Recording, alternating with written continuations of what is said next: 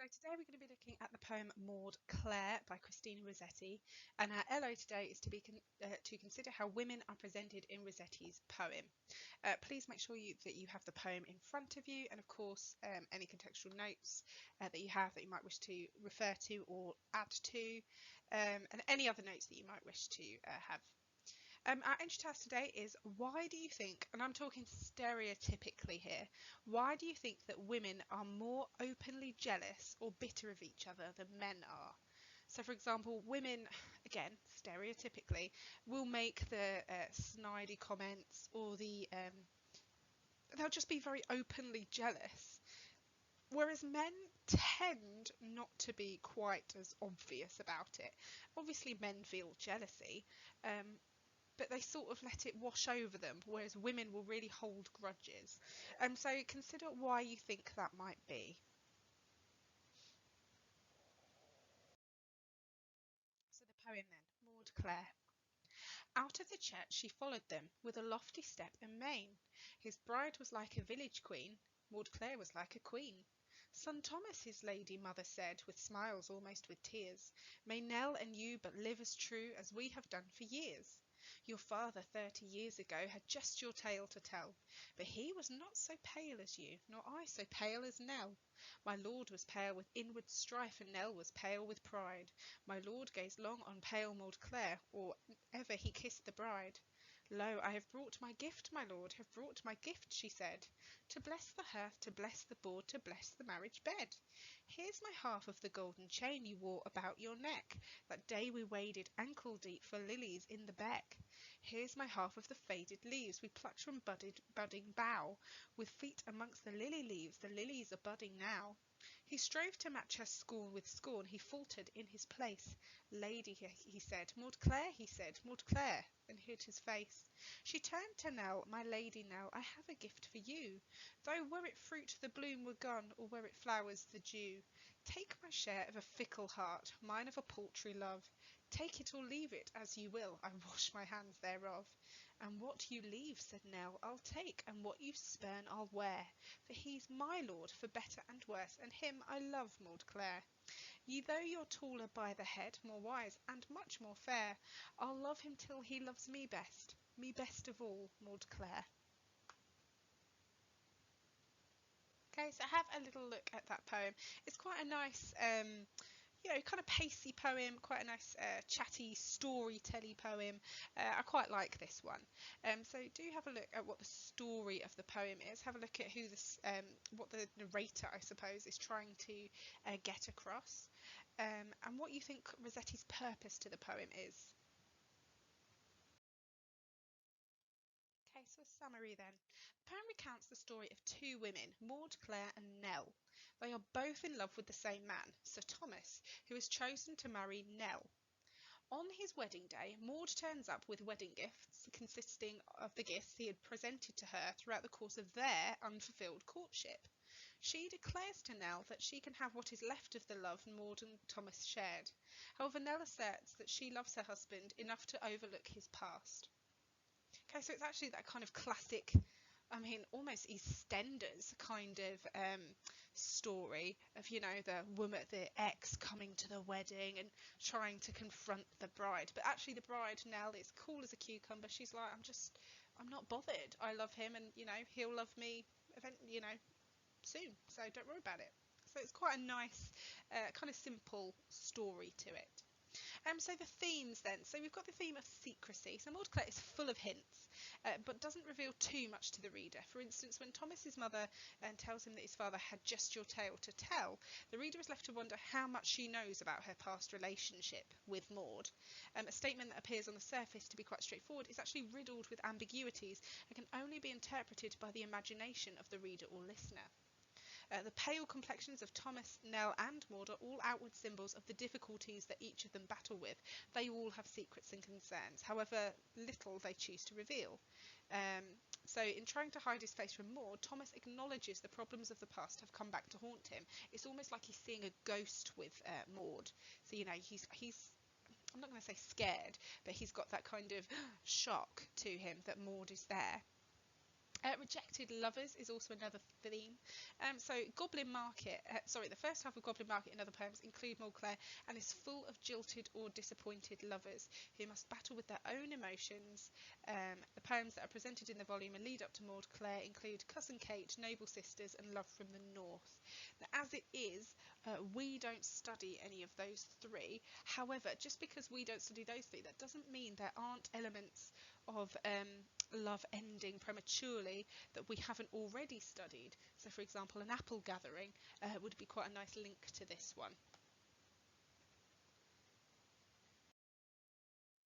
Okay, so we'll analyse the poem then. So, out of the church she followed them with a lofty step and mien. His bride was like a village maid, Maude Clare was like a queen. Son Thomas, his lady mother said, with smiles almost with tears, may Nell and you but live as true as we have done for years. So, the first thing we need to say is that Rossetti begins very abruptly, as if in the middle of the story, and that in Latin is in medias res, and it's in the middle of the story, simple as that. That's the translation. Because the wedding is over. You know, a normal fairy story would start at the beginning of the wedding and we'd watch the vows, etc. This one starts as they're stepping out. So it's very abrupt. We're thrown straight into the action. At the church she followed them with a lofty step and mien. So it's she follows them, so it suggests that Maude Clare has this superiority and therefore, quite a strong position in society, which, you've got to be quite ballsy to turn up to your ex's wedding and confront them. So she clearly has that confidence about her. His bride was like a village queen, Maude Clare was like a queen.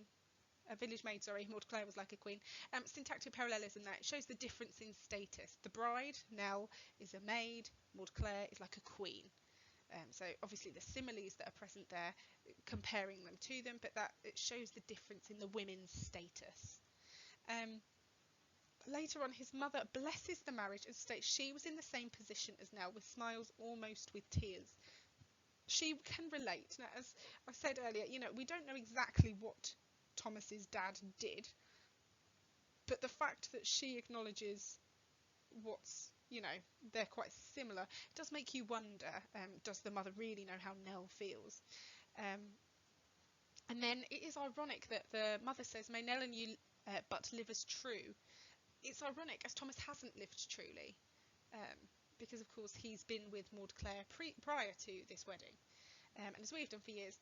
Is this giving the marriage hope? Because of course we know that Thomas's parents got married for 30 years. So does this give the marriage hope, or is it indicating that the parents have lived unhappily and, Nell and Thomas are doomed for this unhappy life as well? The poem opens with a crochet, which that is a metrical foot comprising of one stressed syllable followed by one unstressed syllable. This is a traditional ballad style, so essentially Rossetti is suggesting to the reader that this may be more than a simple ballad, because she's done it the other way round. She starts with the stressed and then the unstressed, whereas a traditional ballad does unstressed then stressed. So you might have to read that paragraph on the slide there just to get that thing. But she's basically done it the other way round to make it a little more different, to make it a little more than just the simple ballad. Your father 30 years ago had just your tale to tell, but he was not so pale as you, nor I so pale as Nell. My lord was pale with inward strife, and Nell was pale with pride. My lord gazed long on pale Maude Clare, or ever he kissed the bride. So again, the groom's mother is telling him, as in Thomas, that the current situation mirrors that of her past. So she's telling Thomas that she's been there, she's seen it. And then something is clearly not right on the wedding day, the current wedding day, because they all appear worried or ill with nerves. And as I've put on the thing, it goes against this idea of a blushing bride. The stereotype is the woman is glowing and, nice pink cheeks, etc. But Nell is completely pale. And it shows, there's the next line, my lord was pale with inward strife. There's this conflict or trouble. It shows the inner turmoil that is clear on Thomas's pale face. He is really stressed. Essentially. Nell, however, Nell was pale with pride. Nell's pride is clearly mixed with unease, though. You don't go just pale with pride. She's clearly uneasy. She may be conscious of Maude Clare's deep resentment, But also, Nell has won. Nell is the bride, not Maude Clare. So perhaps she's worried about, what Maude Clare can do, but ultimately she has won against Maude Clare. She's the one married to him. And then lastly, my lord gazed long on pale Maude Clare, or ever he kissed the bride. He's staring, as in Thomas is staring at Maude Clare. Does that mean, you know, she's the one that got away? Um, you know, or does that mean he's just guilty and he can't take his eyes off the guilt? He can't get over his guilt. Again, either or. You can argue either interpretation for that. Lo, I have brought a gift, my lord, have brought a gift, she said, to bless the hearth, to bless the board, to bless the marriage bed. Here's my hearth of the golden chain you wore about your neck the day we waded ankle deep for lilies in the beck. So you've got the idea of the hearth to where she wants to bless. So she's bringing gifts that would appear in three places that a family would gather. So a fireplace, a dining table, and the marriage bed. This is a woman, this is an ex who wants to be remembered. She wants her presence to be seen all over the house. You've got to give her credit. She's bold, if nothing more. So that's what she's doing there. The hearth is the fireplace, the board that would be like a sideboard, like in a dining room, and then obviously the marriage bed. And then she says, my half of the golden chain is only half. If she'd given him the whole chain, it could have represented maybe a noose or a desire to kill him, because then it would be a complete chain. But she only gives half of the chain because potentially she wants to keep the other half, to retain a piece of him. She won't let him completely go. You could perhaps argue with that. And then we waded ankle deep for lilies in the beck. Now I've put here naughty because of course a Victorian woman showing her ankles is deeply, deeply inappropriate. So the fact that she and Thomas have done this indicates that they've possibly been intimate previously, which again may be some way in explaining why Maude Clare is so annoyed and upset that he's marrying another woman, because obviously he's potentially been intimate with Maude Clare, and that's her ruined in Victorian era, whereas he's fine, he's just married someone else. Here's my half of the faded leaves we plucked from budding bough, with feet amongst the lily leaves, the lilies are budding now. So we've got the red line there with feet amongst the lily leaves. Lilies usually represent love, purity, death, or transience. It suggests, therefore, that Maude Clare is sexually free. She's not promiscuous, but she's not necessarily a virgin. And then the lilies are budding now. This could mean she is pregnant, because lilies can, reproduction and new growth. If they're budding now, something's happening. Maude Clare would be absolutely ruined by being an unmarried mother. She would be a fallen woman, and you can link that to the context there of Rossetti's views on fallen women in Highgate. So actually Rossetti would have some sympathy with Maude Clare, and actually when you think about it like that, a reader can as well. If she has been abandoned and left to be an unmarried mother, for him to then go off and marry another woman, you can see why Maude Clare is so angry and wants to punish, I suppose, on his wedding day. Again, this is all, however, an interpretation of it. We don't know she's pregnant, but you can see where the idea comes from. He strove to match her scorn with scorn, he faltered in his place. Thomas wants to be harsh, he wants to be angry at her, but he can't be. Because he knows he's wrong. It's that classic, when you're in an argument and the other person knows they're wrong, they're desperately trying to come up with, arguments and be angry, but when you know you're wrong, you really struggle and you just can't, and that's essentially what Thomas is doing. And then lady, he said, Maude Clare, he said, Maude Clare, and hid his face. He doesn't know what to do. He's pausing, the caesuras there show a choppy and faltering rhythm. He can't get his words out. Again, it shows his guilt, it shows that he's inferior to her. She has the strength here, as in Maude Clare has the strength here in this conversation, because ultimately he's in the wrong, it seems. And the fact that he then hides his face, again, he shows he's embarrassed. He knows he's in the wrong, and yet because he's a man in Victorian society, he's getting away with it. She turned to Nell. "My lady Nell, I have a gift for you. Though were it fruit, the bloom were gone, or were it flowers, the dew. Take my share of a fickle heart, mine of a paltry love. Take it or leave it, as you will, I wash my hands thereof." So you've got the colon. She turned to Nell, colon, "my lady Nell." That colon provides a pause that gives the impression that Maude is in control of her speech. You've got to compare that to what Thomas was doing a minute ago, where he was not in control of his speech. Again, Maude has control. And it shows that strength. And then the next part about giving fruit. So he's giving Nell decaying fruit and flowers because Maud has no real gift for Nell. She has nothing to offer her, literally. But then she symbolically offers her Thomas's fickle heart. She gives their marriage her blessing as she claims to be indifferent. Take it, just, I wash my hands of it. She almost gives a blessing of sorts. I mean, let's be honest, she's not happy about it, but she's accepting it and just, take him then. That kind of idea.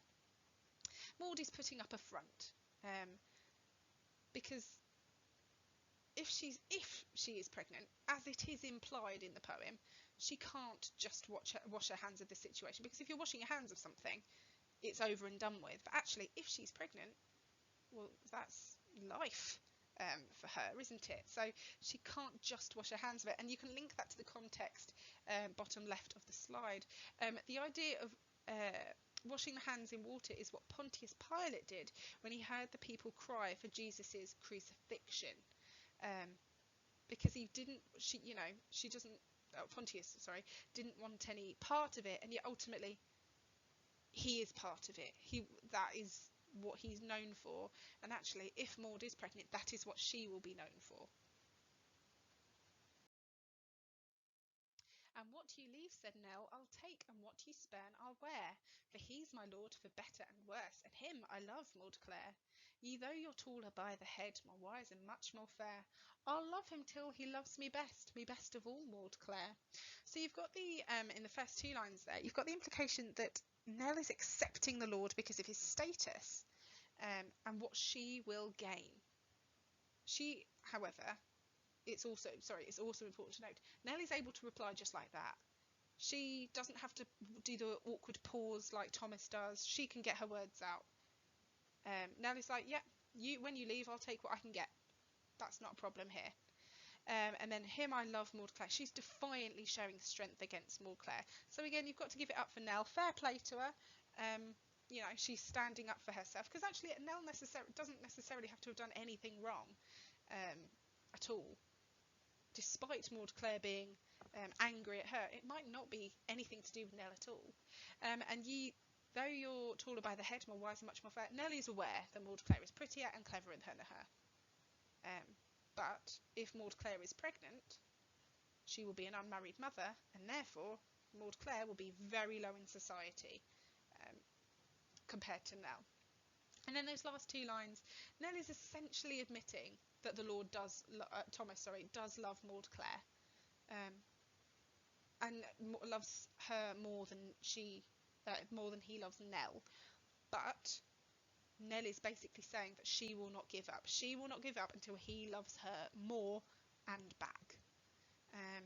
So again, you've got to link to that context of Rossetti's sympathies with powerless women in society. Nell and Maude Clare are both powerless over a man in different ways. Maude Clare because she's essentially been abandoned, and Nell because potentially her new husband, may not love her. He may love the other woman. But both women are presented better than the man. And I think that's quite important to note. And that's why Rossetti presents them as strong women, because Rossetti had sympathy with this type of woman. So what I'd like you to do is plan, not write, an essay with the question, how are strong women presented in Maude Clare, and a poem of your choice. So there are a number of poems you could select for this.